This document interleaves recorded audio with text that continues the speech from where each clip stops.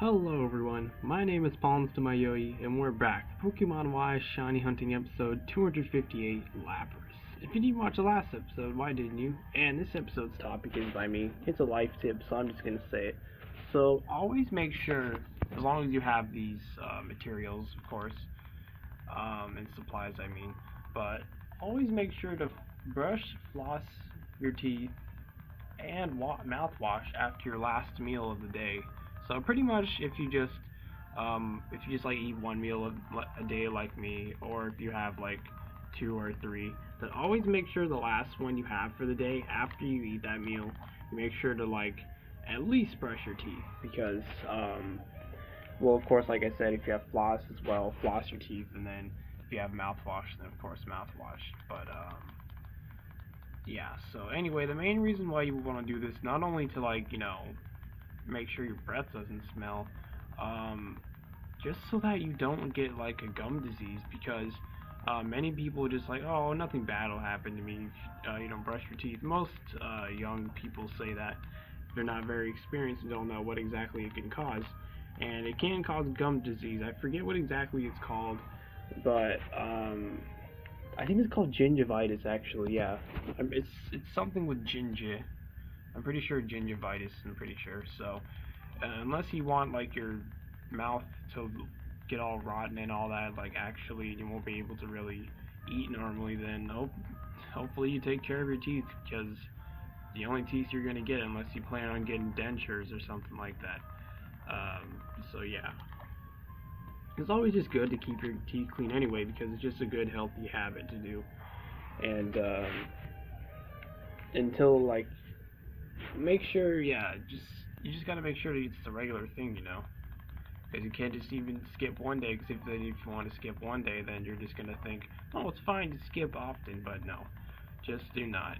And just make sure to always make sure to do this to brush your teeth, floss, and mouthwash. We have all these things, but at least brush your teeth after the last meal of the day. So yeah, that's pretty much my life tip for you. If you already knew that or not, then there you go. But anyway, yeah, so that's pretty much it for that. So anyway, continuing it on, what I was talking about last episode. Yeah, I was talking about the Pokemon Soul Silver, and I was talking about the whole Lugia battle. And yeah, I did make sure to research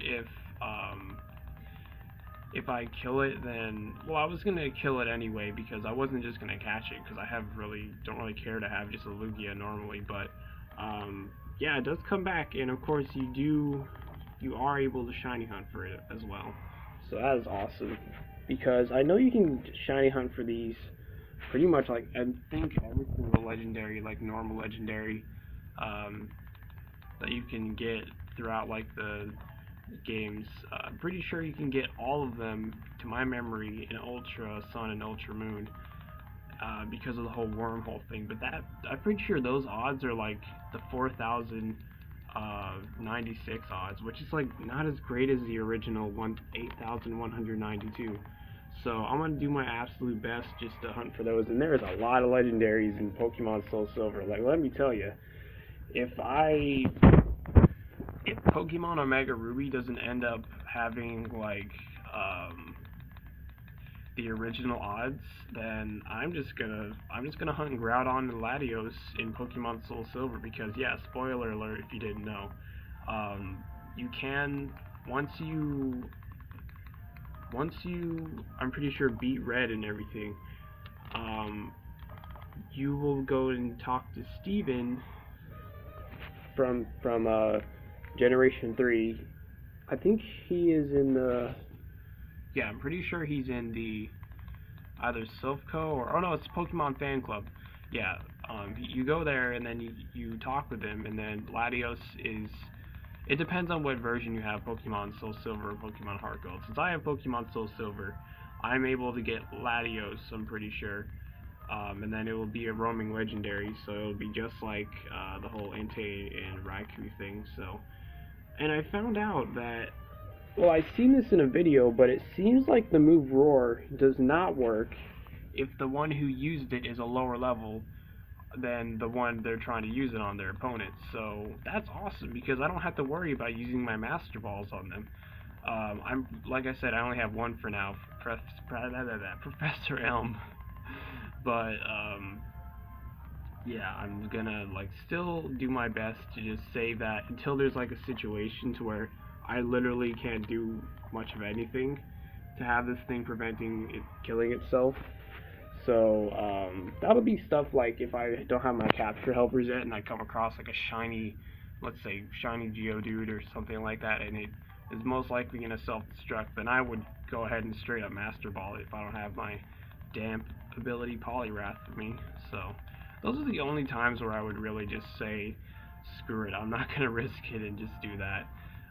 Because now, like I said, they aren't able to, roar me out. I'll make sure to do more research on that, but um, yesterday when I was like between waiting for the whole episodes transferring onto the flash drive, I was looking up every single daily, legendary, and gifts Pokemon that I can get in Pokemon Soul Silver, and there's surprisingly a lot. The list for the specific Pokemon I want to shiny hunt, that document has gotten a lot longer because there's a lot of stuff, like a lot of legendaries mainly, that I'm happy because that's like almost mainly all the core legendaries that you can get in the previous games either way.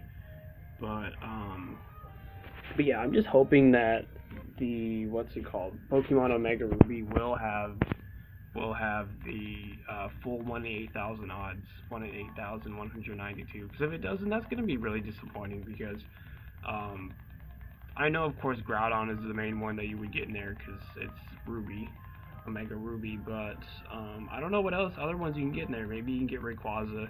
I'm pretty sure you can get Rayquaza and Deoxys, to my memory, because you have to catch Rayquaza to be able to continue in the game, like to be able to take on Deoxys in space. Spoiler alert if you didn't know about that. But yeah, that's like I'm a far ways away from being able to play that game. So yeah, I still got a lot to go in Pokemon Soul Silver, but anyway, yeah. So that's the whole thing about that. Cause I just have a really good feeling now since I beat the 8th gym leader. I was just like, okay, I feel like I definitely will be able to like shiny hunt on that game on Pokemon Soul Silver. So I just went ahead and did research, and yeah. So I'm pretty much counting like any gift Pokemon that you can get that it's making you the original trainer. I'm pretty sure it's always going to be a chance that there will be that it'll be shiny. So yeah, so there's a lot of those. Like there is the starters, the one of the starters that you can get from Professor Oak after defeating Red. And I didn't even know this, but you can get the Generation 3 starters as well the same way. You go to Silpho, and then you talk to Steven, and you ask for what color orb you want, and depending on red, blue, or green, that'll give you the starter of Generation 3, that starter. So I'm pretty happy about that because I know I'll have a Mega Ruby, but like I said, the same with Pokemon Y. Until I'm actually able to like breed that certain one, I won't be able to really soft reset for a shiny. So yeah, I'm glad those are some very possible options for me. So that's awesome. But let me think, what else? So yeah, I just wanted to make sure you all knew that I did do research on that and made sure to put it on the list. So yeah. But anyway, back to Pokemon Soul Silver. So yeah, the battle with Lugia, like I was saying, I really wanted my good old Typhlosion to get the training. I knew that he would most likely die, but I wanted to just throw out Weeping Bell first because you actually have to use Flash in Whirl Islands. Otherwise, it will have like have the bubble of light thing, and you can barely see, and it really sucks. So it's way better off to have Flash. Even if you have like a map on the internet, or you downloaded one for that, then it's still just convenient to have Flash.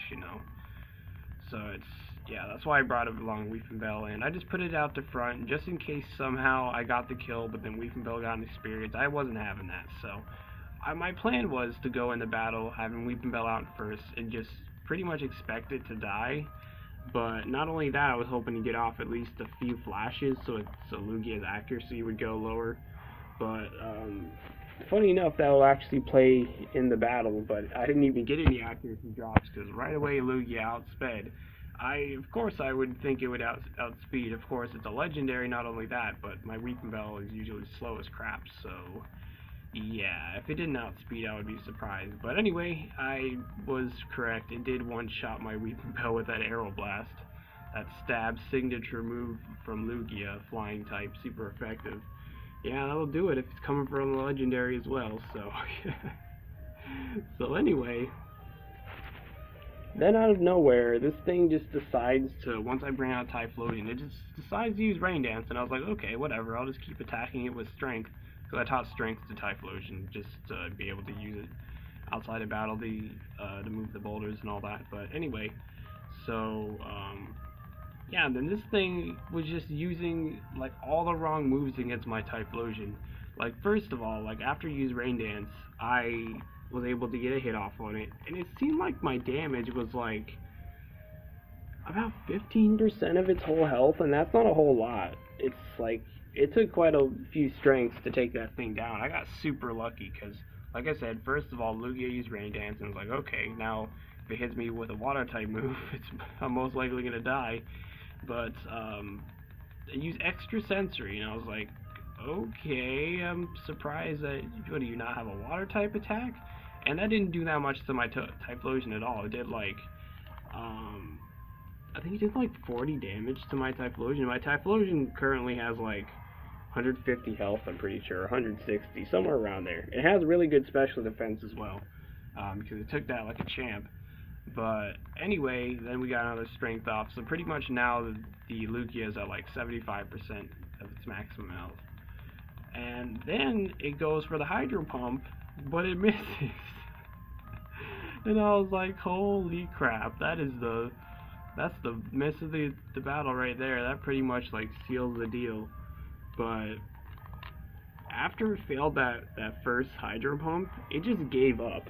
It just gave up on trying to use Hydro Pump on me. It just kept going for like extra sensory. And that wasn't doing the trick. It wasn't able to take down my Typhlosion, so thankfully after quite a few strengths, I was able to kill the Lugia with my Typhlosion, and I think that's the first time I ever was successful in something like that, because in the end I did want Weeping Bell to die, but I was just hoping to get at least a flash off to lower the accuracy. But it's funny, like I was saying before, that Lugia missed that Hydro Pump, and that was the fatal miss, and it just gave up after that.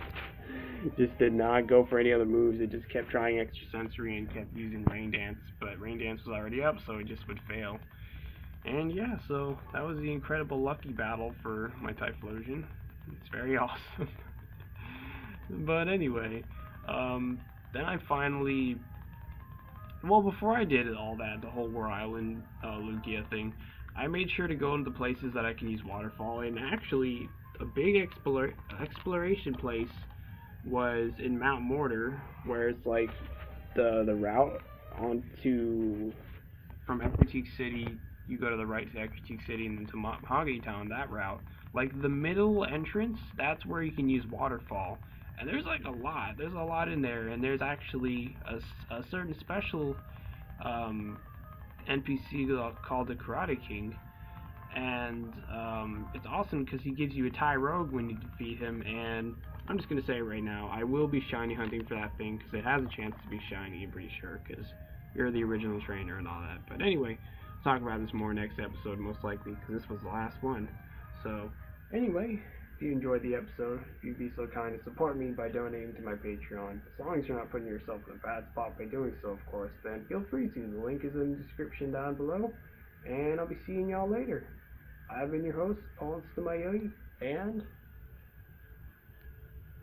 goodbye.